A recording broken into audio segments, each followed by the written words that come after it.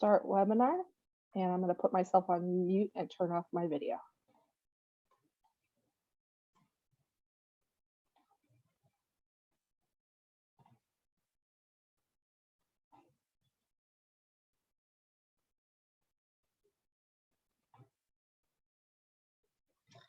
Hello, everyone. I see people joining. Welcome to the WWF's Arctic Program briefing on the Polar Code, gaps and challenges. We hope that in a couple of minutes there will be more people joining, so we can wait. And before we start, that's important to say what it is all about. We're going to talk today about the study conducted by Sian Prior for WWF Global Arctic Program about the Polar Code gaps and challenges. We conducted this study in 2021, and this study revealed that Polar Code need for further adjustment and improvement. And although it is a great step forward towards environmental and actual safety in the Arctic for the ships and ship owners and ship operators, it still needs some improvement. And today we're gonna talk through the results of the study, and that will be in the format of a webinar. So if you have any questions, any comments or concerns, please put them in the chat. We will have a Q&A session in the end of the webinar, and we will try to answer all of your questions. Also, please make sure that you're muted. You should be muted automatically, but just in case something happens, please mute yourself. It will make it easier for the speaker to talk. And also, I think it's all in terms of administrative things, and the webinar will be recorded, and we will post the recording on the webpage of the webinar where you registered before. And I'm going to go ahead and start, because I see that people are not joining anymore for a while. So I'm going to introduce our speaker first. Dr. Sian Prior is a specialist in the interpretation of marine science to support conservation and management policy, and she has over 30 years of experience contributing to international and regional marine management and conservation frameworks like International Maritime Organization and the Arctic Council. And Sian has been a great ally and a friend for WWF for a while, so that has been a pleasure to work with her. And today we're gonna just go through the presentation that was in that this particular form already revealed to public. We presented it on the Arctic Shipping Forum, Best Practices Information Forum, before in November 2021. So some of you might already see it, but we had made some changes due to the new development at IMO, and changes happened in the field. So yeah, let's go ahead. And before we start, I'm just gonna say that this study has been developed for a while by WWF and Sian, and we started to provide like a clear set of deficiencies and improvements needed for the Polar Code. And we not only provide it as a study in the form of report, but we also try to present our position at IMO and try to find allies in what we're talking about and what improvements we think the Polar Code needs. So yeah, let's go ahead and start. And we're going to start with like a small overview of what Polar Code is for those of you who are not familiar.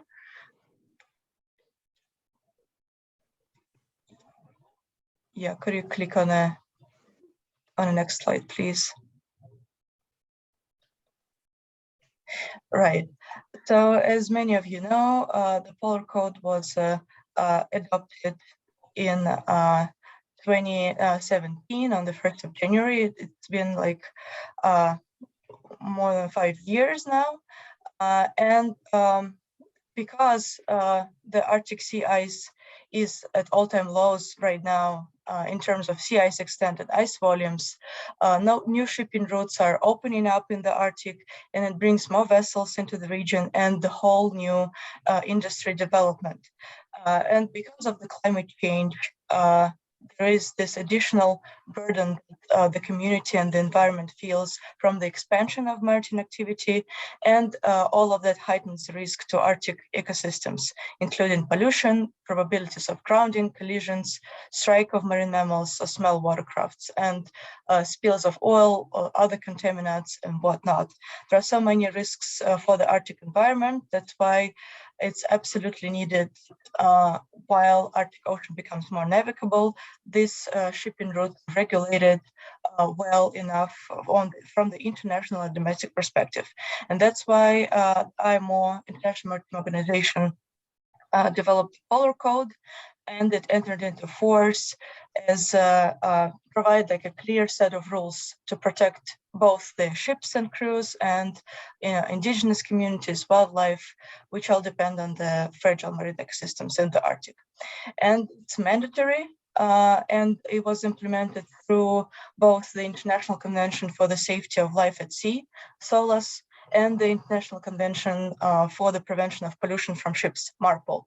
And as you see on the slide, the safety measures for there were safety measures and pollution prevention measures, and safety measures were implemented in 2014 through the SOLAS Convention, and the pollution prevention measures were implemented through the MARPOL Convention.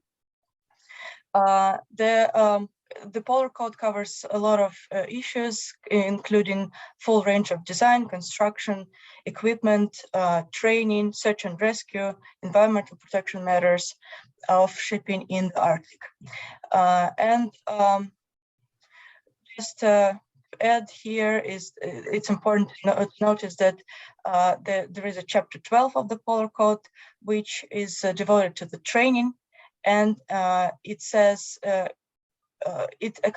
taking into account the provision of the International Convention on Standards of Training, Certification, and Watchkeeping of Seafarers, and it's related to this convention code.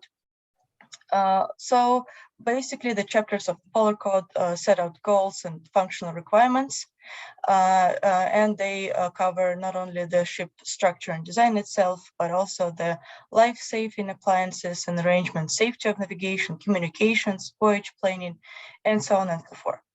And although this instrument of IMO is mandatory and it covers a lot of issues, we still believe, like our study that Sean conducted still revealed gaps and challenges of the Polar Code that needs further development.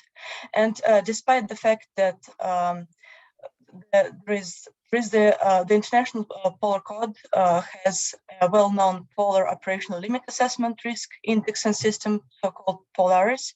And despite the fact that Polaris is not stated in the code itself, it was recommended as an IMO guidance. It is one of the major significant pillars in the overall decision process of stakeholders for navigation in the Arctic, such as classification societies, underwriters, ship owners, ship operators. And currently, the IMO Polar Code recommends the ship owners and classification societies to use the Polaris to determine the ice class required to navigate the polar waters. And as mentioned in the slide, it includes requirement for 4 years review, and it's anticipated in 2021. So that was a quick overview of what Polar Code is. And of course, IMO sessions are conducted all the time, like constantly, and there were new developments, and we will mention them. But there were no strategic scheme elaborated for new Polar Code development yet. So that's something that lies ahead, and that's something that should be done and improved further. And I'll give the floor to Sian Prior to continue going forward with the analysis itself and explaining what we found out. Thank you, Inga. I'm going to just briefly summarize the work that was undertaken, and then go through some of the findings. There's a lot of work, a lot of issues that were identified through this work, and I won't be able to go into all of them in any detail. I'll just sort of skim the surface of them. But if you want to have a deeper read into some of the issues that were identified, they're all covered in the report, and the link to the report was put in the chat, and we can put it again, post it again at the end. To start the work, I reviewed quite a large number of different sources of information. WWF had already commissioned some work looking at the implementation of the Polar Code, particularly focusing around polar ship certification and the development of a polar water operational manual. Also looked at the Arctic Shipping Best Practice Information Forum meetings, where a huge amount of information had been presented, or has been presented, over 5 meetings on the implementation and some of the challenges experienced in the implementation of the Polar Code. I look back to some of the papers that were submitted both to the IMO and also to the Antarctic Treaty consultation meetings that produce comment on the scope and the certification of polar shipping, and on the hopes and aspirations of what might be included in the code, and then the commentary on what had been and was successful in the code. I also looked at an investigation into the grounding of a passenger vessel, the Akademik by the Transportation Safety Board of Canada. I could have looked at and didn't, and I think it might be worth looking at in the future, some of the more recent incidents that have happened in the Arctic. There's the grounding of the North Rider in Svalbard, and the loss of the Onega in the north of the Barents, or east of the Barents Sea, 2 fishing vessels, so not actually covered by the code, but I think it'd be worth looking at both of those incidents and also some more recent incidents involving cruise ships to see whether there are any lessons that should be learned from those. In parallel to the work I was doing, there has also been work undertaken led by Norway, looking at the interpretation of the Polar Code through the Arctic Council. This work is still underway. The work of the Arctic Council is paused at the moment, and there hasn't been a lot of work issued from that project yet, but there will be in due course. So that will obviously be important in the future. But some information was presented at the Arctic Shipping Best Practice Forum last autumn. And then the final thing we did was to present this, make this presentation at the Arctic Shipping Best Practice Information Forum last autumn, at the 5th meeting last autumn, and to seek feedback from participants. And there was a certain amount of feedback came back that has been taken into account as well. So that's everything that's been looked at. It's not comprehensive. There are a lot more reports and information out there, but I think after a certain amount of time of looking at different documents and different sources of information, you begin to build up a picture. And with each new piece of information, there is not much new coming out of it. A lot of the issues identified are similar or the same. So having identified many of the issues, I undertook some analysis of the information that had been gleaned. One of the first reports that I looked at was WWF's own analysis of flag state implementation of the Polar Code. And in fact, this work has already been presented through 2 papers to an IMO subcommittee, the Implementation of IMO Instruments, III subcommittee, for consideration. And the work identified in particular issues around polar ship certification and the role of the recognized organizations in certifying ships, but the responsibility for certification of ships and tracking of ships operating in the Arctic, and enforcement and compliance with the code lying with the ship owner and the flag state. So some issues were identified around that whole certification process, and also with the Polar Water Operational Manual. And at the time the work was undertaken, I think a lot of the work around Polar Water Operational Manuals was being outsourced. and it was resulting in polar water operational manuals that were somewhat generic and not very ship or operation specific. And there were a number of other challenges or challenges within that were identified, such as difficulties in obtaining mean daily low temperature data, establishing and providing adequate resources for the maximum rescue time required, which was 5 days, always 5 days, and establishing operating limits due to the many variables. Since that work was undertaken, I know the shipping industry has issued its own guidance on the development of polar water operational manuals, and certainly feels that the provision of guidance is helping that process very much. But it would be good to look back and see whether that has made a significant difference in terms of the polar water operational manuals.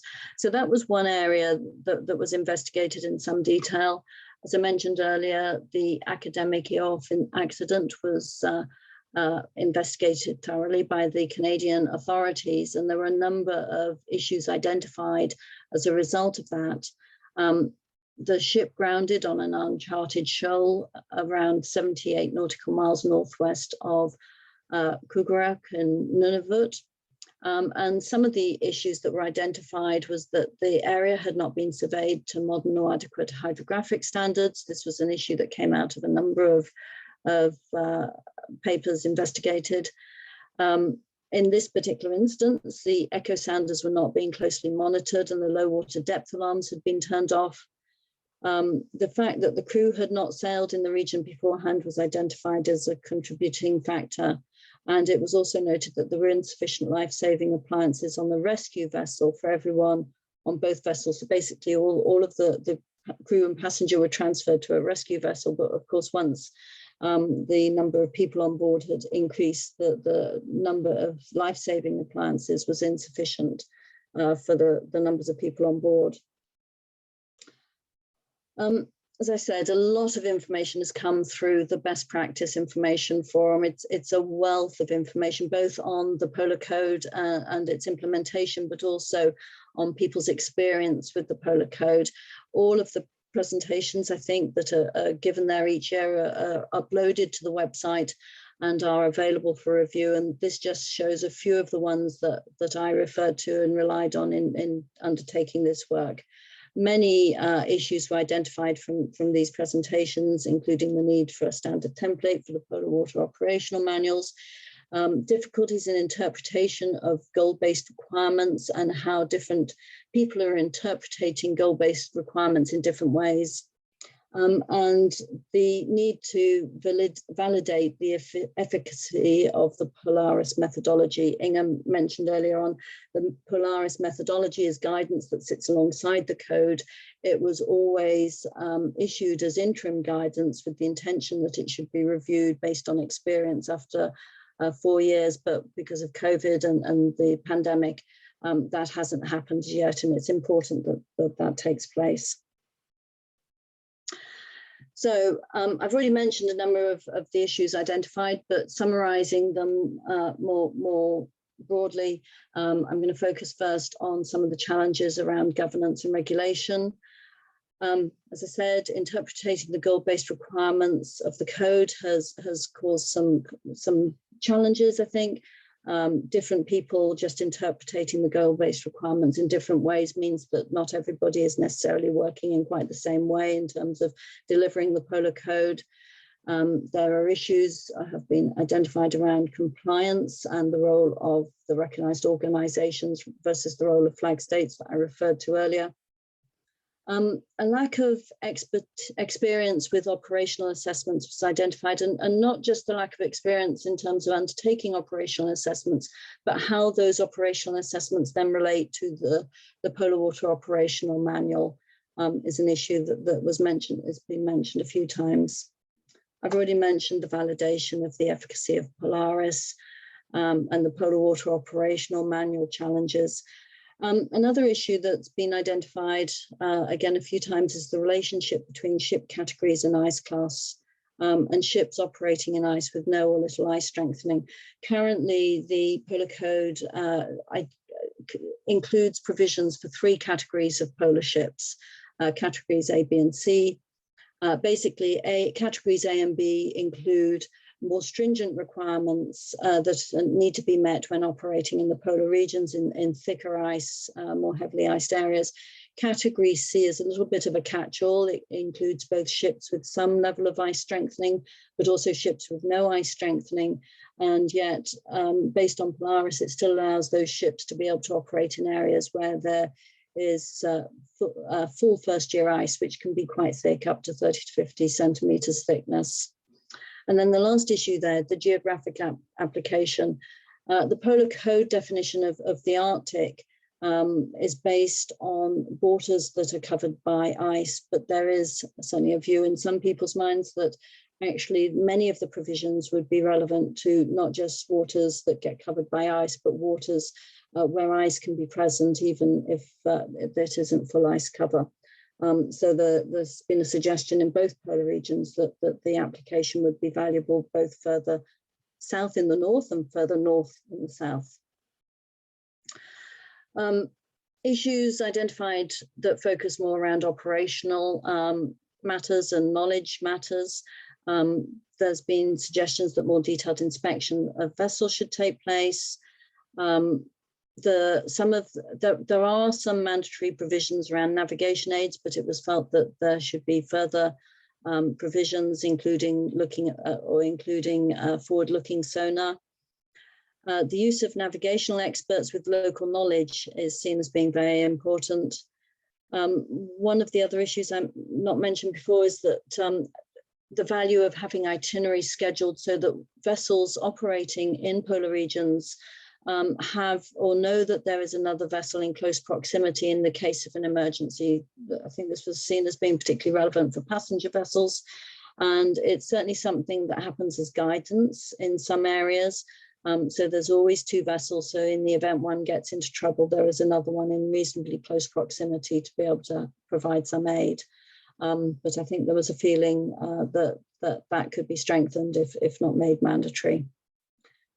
The need for more and better ice navigation courses was identified, and then issues around knowledge. More knowledge was needed around the provision of data on weather and ice conditions, and making sure that all ships had access to the most recent data. And then, and relating to voyage planning in particular, better information around marine mammal and marine protected area data, which is now needed for the provisions under the voyage planning chapter. Then moving on to gaps, the information around gaps is largely identified during from work that was undertaken or papers that were published during the development of the Polar Code or on its the adoption of the different parts of the Polar Code. One of the issues that was identified fairly early on during the development of the Polar Code is the fact that it was not going to be extended to include non-SOLAS vessels. These are vessels to which the SOLAS Convention generally doesn't apply. There is some exemptions in terms of Chapter 5 of SOLAS, which covers navigation. But vessels such as fishing vessels, pleasure yachts, small cargo vessels aren't generally covered by the SOLAS Convention, and as a result aren't covered by the Polar Code as it currently stands. This is particularly relevant in the Arctic. Non-SOLAS vessels make up around 1/3 of the vessels operating there, and in the Antarctic it's over half of the vessels. There has, however, been work done since the adoption and coming into force of the Polar Code. Guidelines have now been prepared for fishing vessels over 24 meters in length and for pleasure yachts over 300 gross tons. These were agreed last year. And this year there was agreed provisions, mandatory provisions in relation to Chapter 9 on navigation and Chapter 11 on voyage planning, which will be applied to these non-SOLAS vessels. The work has been undertaken by one of the IMO subcommittees and is still pending approval and adoption by the Maritime Safety Committee, and that approval should happen later this year and then adoption next year. So there has been some progress, but there are still some big gaps in that much of the Polar Code will still only be applied to these vessels in in terms of guidance and guidelines, and also vessels, fishing vessels under 24 meters are not covered. That is a particular concern for WWF because some analysis undertaken of the Arctic, of vessel accidents, fishing vessel accidents in the Arctic indicates that fishing vessels between 10 meters and 24 meters in length are particularly prone to accidents. Of all the groups looked at, that was where the most numbers of accidents happened. So there is still a big gap there in terms of the smaller fishing vessels. Other gaps that have been identified, many of these were ruled out quite early on during the development of the Polar Code. The Polar Code, the part 2 of the Polar Code focuses on pollution prevention and mirrors very closely the annexes to MARPOL, even to the extent of having a placeholder for Annex 3 of MARPOL. But there are still a number of issues that are covered by MARPOL or potentially covered by MARPOL that are not covered by the Polar Code. Some have been addressed subsequently, and I'll mention some of those in a moment, but some haven't. So things like the treatment and discharge of grey water, there are currently no provisions at all, and neither are there any provisions in terms of emissions of black carbon that are specific, or atmospheric emissions specific to the Arctic or Antarctic at all. Some issues that have been addressed subsequently, the use and carriage of heavy fuel oil in the Arctic wasn't covered by the Polar Code.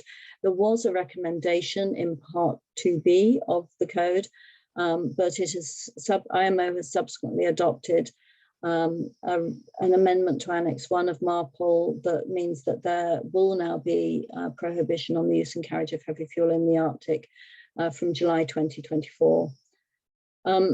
Other issues beyond MARPOL that haven't been covered or aren't addressed that were raised in various papers submitted to the IMO include things like spill preparedness and response, the introduction of alien species, underwater noise, and routing measures. Again, some work has been undertaken subsequently. There is work currently underway on underwater noise, but other areas are still in complete gaps. There's nothing being discussed currently around invasive species in the Arctic, at least not through the IMO and through the Polar Code. So in conclusion, the Polar Code is quite innovative. It's the first ever mandatory code for polar waters addressing shipping, and it's the first ever cross-cutting regulation covering both safety of shipping and pollution prevention in a single code. And also regionally focused. It's not usual. The IMO doesn't, although it has some area-based designations, it doesn't generally address regionally focused regulation. The work that has been undertaken for WWF has identified a long list of gaps and challenges and potential for improvements. But based on the analysis, we think that there are a number of areas that need considerable further attention and that a full review should be undertaken. It's 5 years since, in fact, it's over 5 years now, 5.5 years since the code entered into force.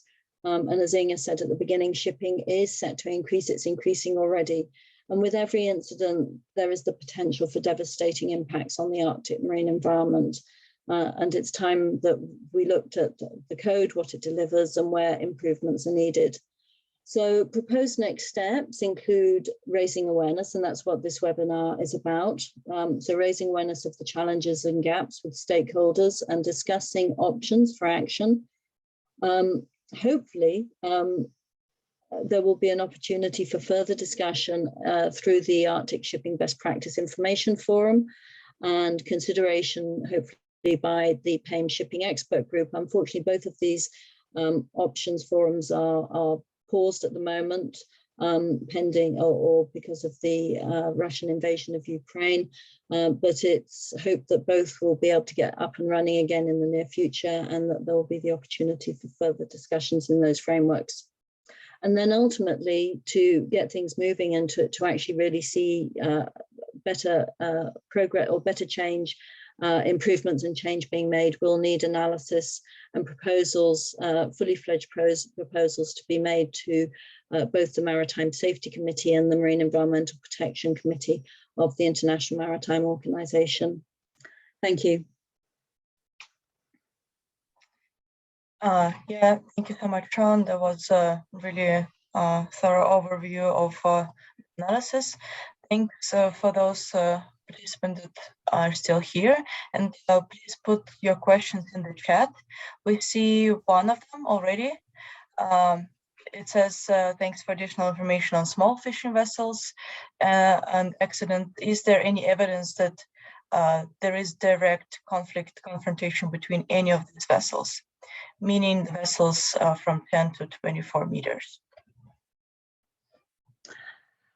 I'm not sure I entirely understand the question. There is evidence, and WWF has submitted information to the IMO on the incidence of accidents and the different types of accidents that these vessels between 10 and 24 meters have been involved in, and the numbers for that group of fishing vessels, that size of fishing vessels, are greater than for fishing vessels over 24 meters and greater for those fishing vessels that are under 10 meters. If this means direct conflict or confrontation between the individual vessels, that isn't something I can answer from the statistics that I've seen. It just isn't covered. It isn't addressed through the statistics. But there was certainly plenty of information around the types of accidents that these vessels were involved in.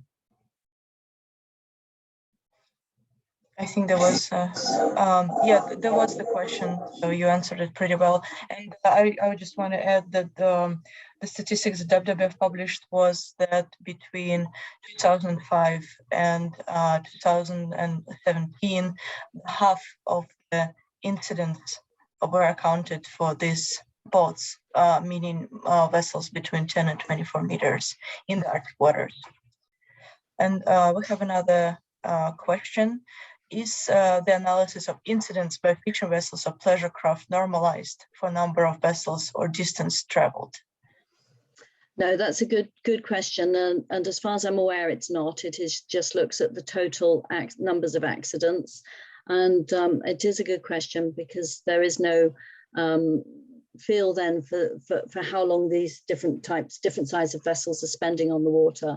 I know from other work that I've been involved in that when you look at the length of time spent on the water, it can change the picture dramatically. And certainly fishing vessels spend a long time on the water compared to some of the cargo vessels. So actually resulting larger emissions than some of the cargo vessels as they're operating backwards and forwards, trawling, etc. But no, the figures that I've seen published and that WWF has published, the work WWF has looked at from the Arctic statistics, don't normalize the data, I'm afraid. Yeah, that's a good question. And it's always one of the issues with NGOs. We do have data, but it's the amount of data is limited. Yeah, another question. Is the IMO's heavy fuel oil ban in the Arctic as it is in the Antarctic? No, it's not the same. The Antarctic banned the use and carriage of heavy fuel oil from 2011, in fact. So over a decade ago already. And it's a comprehensive ban. It will completely ban any type of fuel or cargo of heavy fuel oil. Slightly easier to do in the Antarctic as there aren't cargoes of heavy fuel oil being transported. The Arctic ban is focused just on the fuel that is carried. It doesn't address cargoes at all. And it will only come into effect in July 2024, but there are also waivers and exemptions that mean it won't take full effect until July 2029.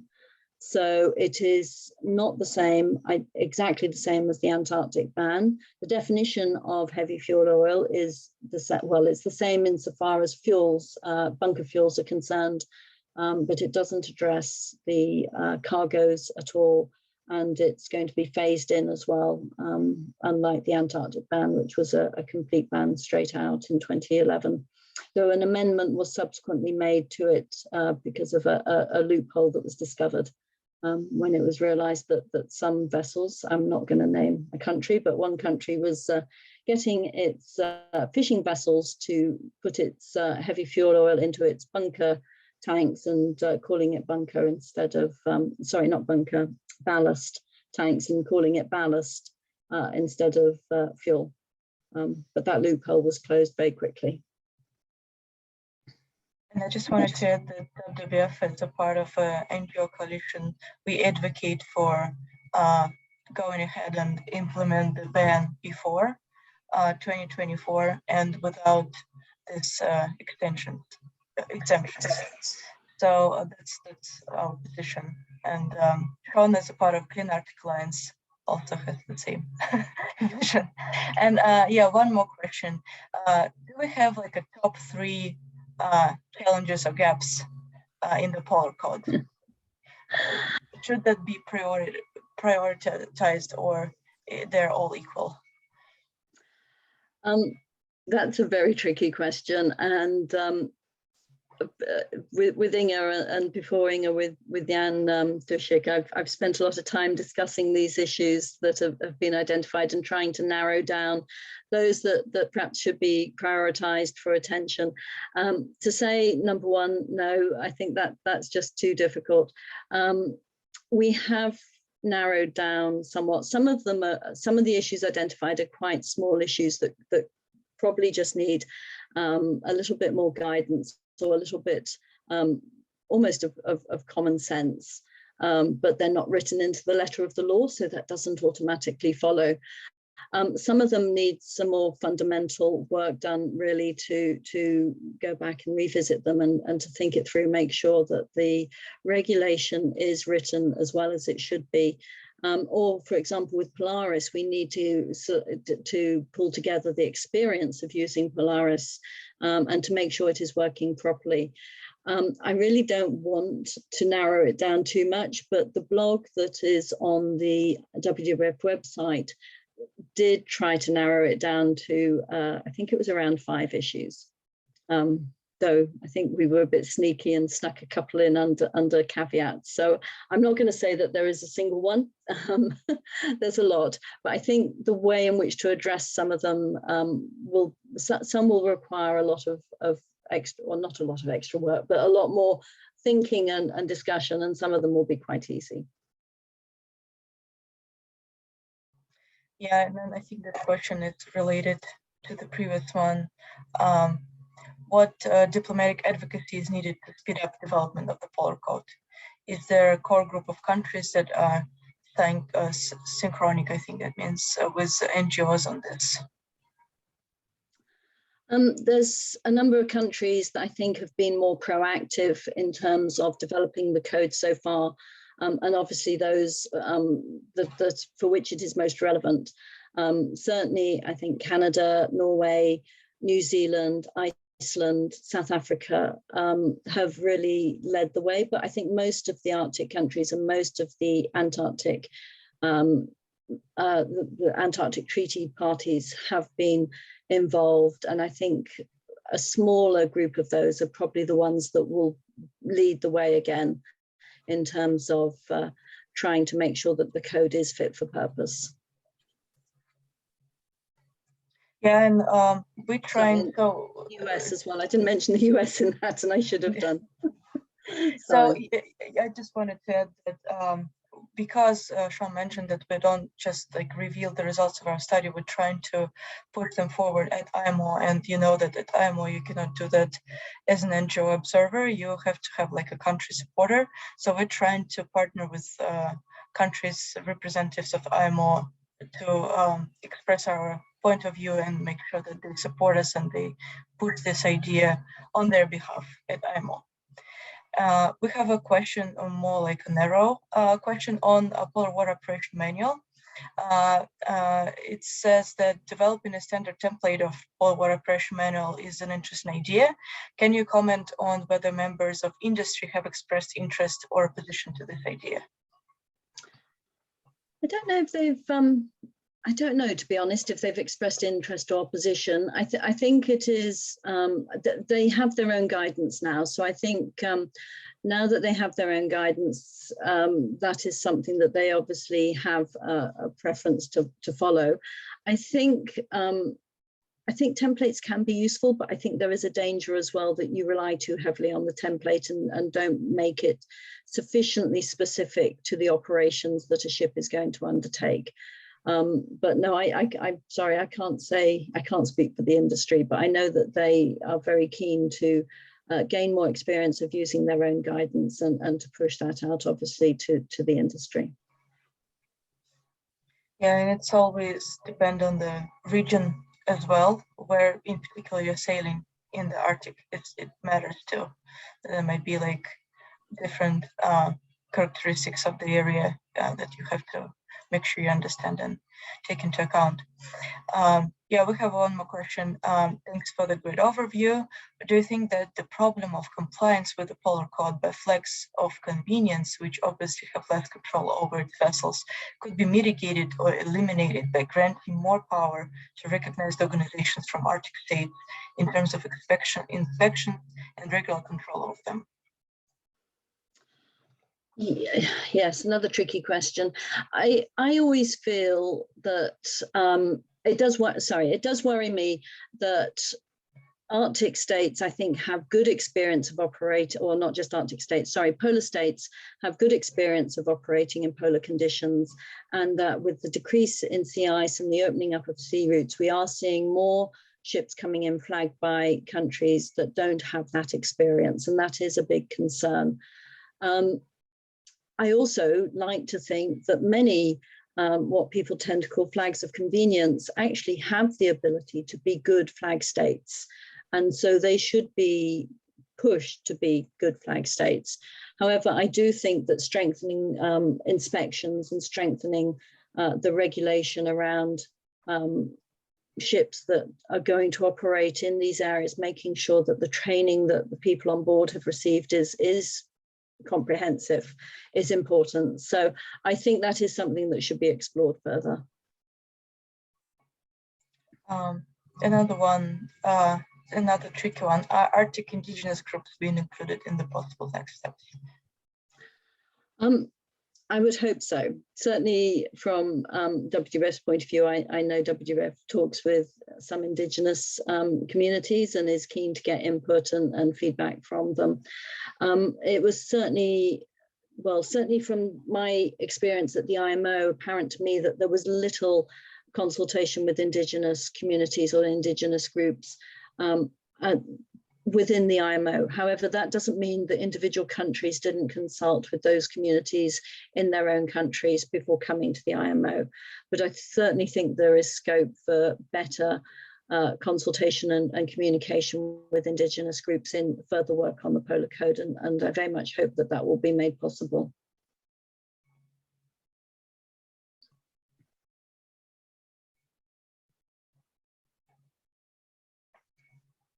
Yeah, I agree. Indigenous knowledge is something that is IMO is lacking sometimes in their decision-making process. Yeah, we have one more. There don't seem to be any serious news stories about the Polar Code to inform the public about what's going on and how they can help promote it with their countries. What can be done about that?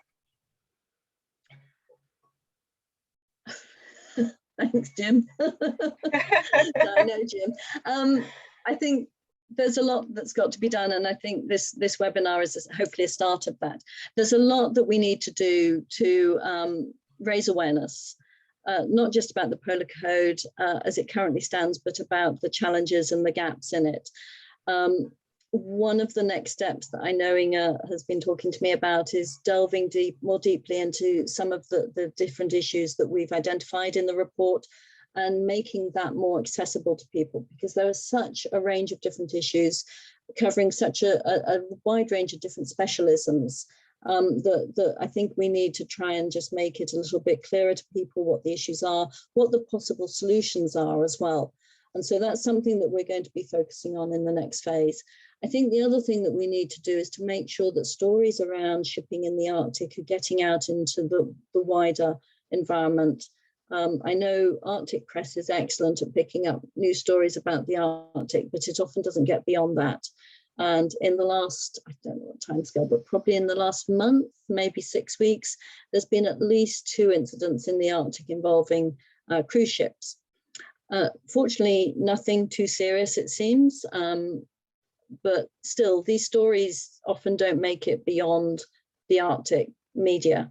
And I think it's really important that people realize that although the Arctic and the Antarctic are much further away than the seas and oceans that they're more familiar with, that they are still part of the systems, you know, the ocean, the planet systems, and need to be protected. And we need to get the stories there out into a wider arena, and also into the IMO. I get very frustrated by the amount of regulation that is developed within the IMO, and there hasn't been any good investigation and lessons learned from incidents that have happened or issues that have arisen.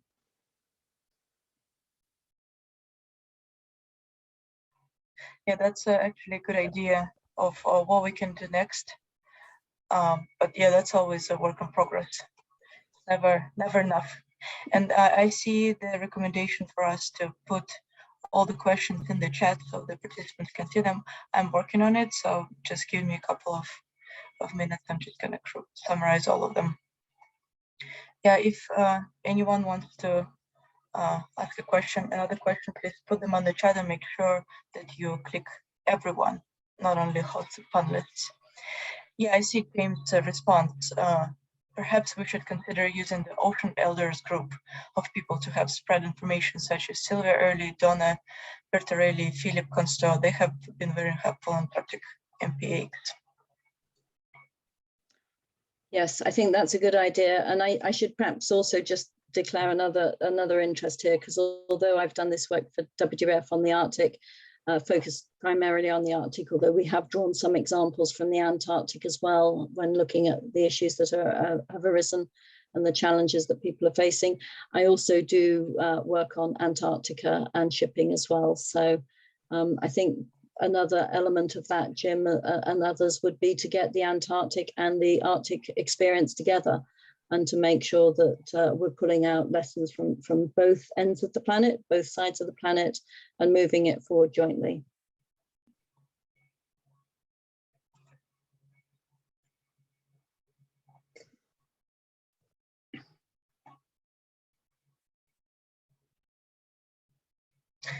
Yeah, I don't see any more questions coming.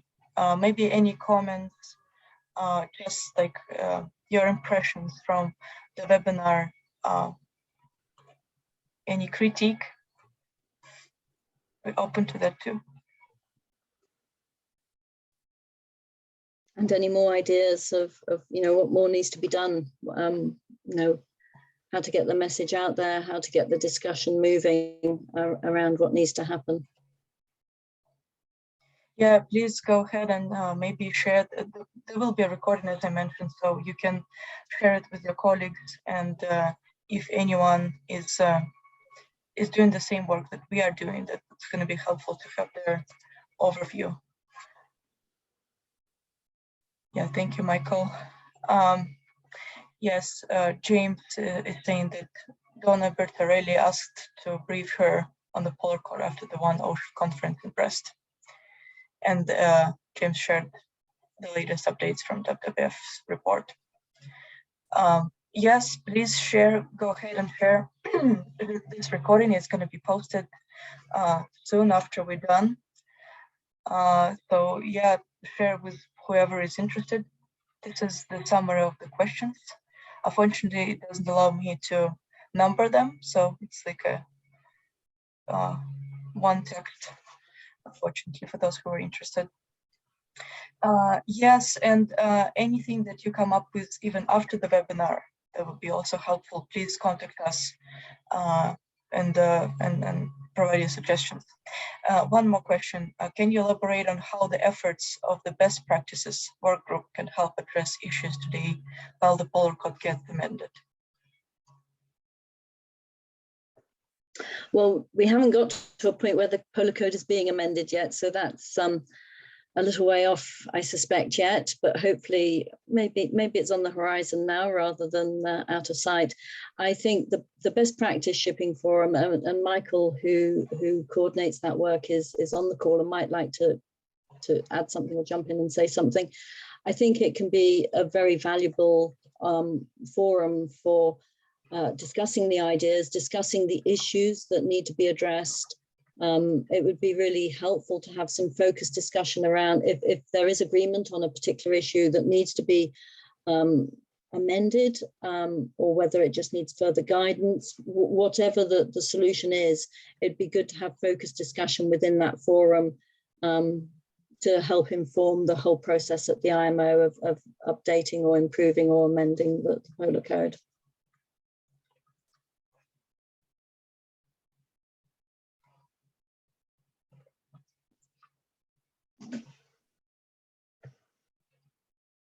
Yeah, Michael, I see your hand is raised. Please go ahead and unmute yourself,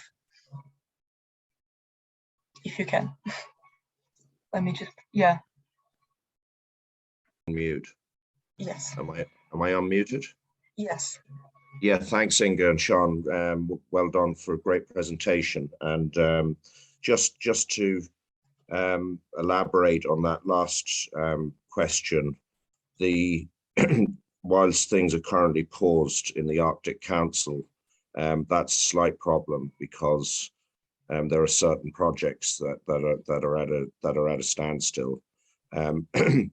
So we'll wait and see what happens in that regard. And one of the things that the great value of the Arctic Shipping Best Practice Information Forum was that it was continually updating, as Sean has alluded to, information for the implementation of the Polar Code and the identification of knowledge gaps at forum meetings. And that is obviously work that we hope will continue soon. And one of the great benefits of that forum has been to, assist the international process. So Sean mentioned the Polaris review that was supposed to take place in 2021. That requires a state to bring proposals to the International Maritime Organization. It's an existing output from MSC 96 that Polaris is reviewed. It's only interim guidance. There's the Polar Operational Limitation Risk Assessment Indexing System that you highlighted, Inga. And unfortunately, because of the pause, there was a project proposal for the Arctic states to assist in that review process to help bring a proposal back to the IMO. That's currently paused, but I'm sure that work will soon start again when we know more in the international situation. But it's also important to highlight that in the absence of Arctic Council work, the IMO have stepped up and are hosting a seminar, a polar seminar, later in the year.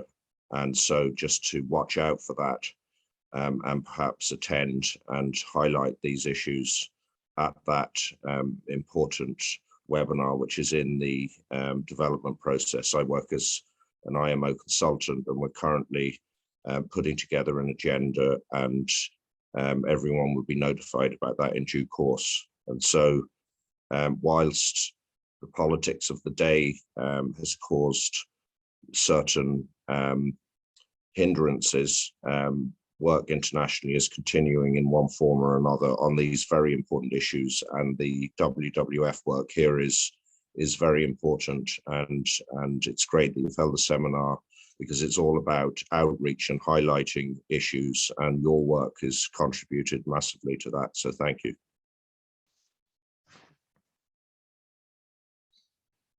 Thank you, Michael, for a comment. That's really precious to learn the latest update from someone who is so close to the source. Yep, go ahead. Yeah, Michael, your hand is still raised. Do you want to speak or just?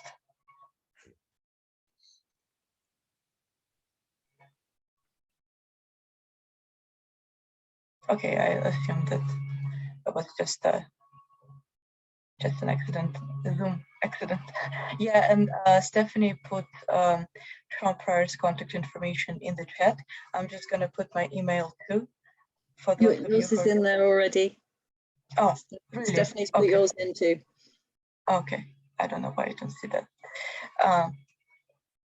Yeah, James, thanks for sharing Woodrow Wilson Center full contacts. We are in close collaboration with them, by the way, and there's going to be another webinar coming up soon about the Bering Strait shipping issues. So please stay updated. And I don't see any more new questions. If you want to just go back to us after the webinar, you can always use our contact info, or you can go ahead and you can go on the WWF page and there will be contact info there as well. And please share this recording with everyone who's interested, and comment and update and criticize. We're always ready and welcome any opinions and any comments. So let's just wait a couple of minutes, I think, in case someone will ask any more questions.